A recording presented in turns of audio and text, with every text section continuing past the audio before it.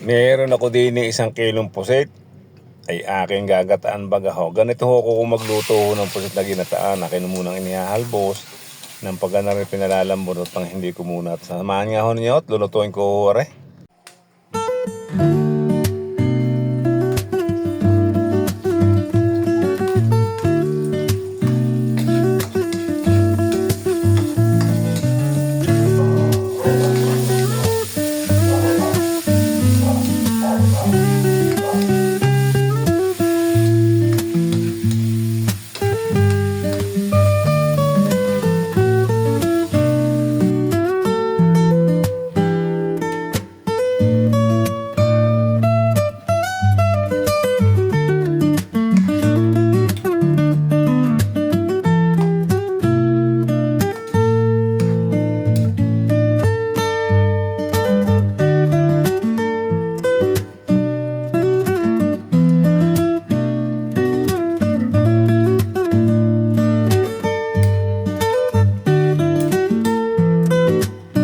Okay na ito. Wow, ang ganda ng kulay. Ang bango.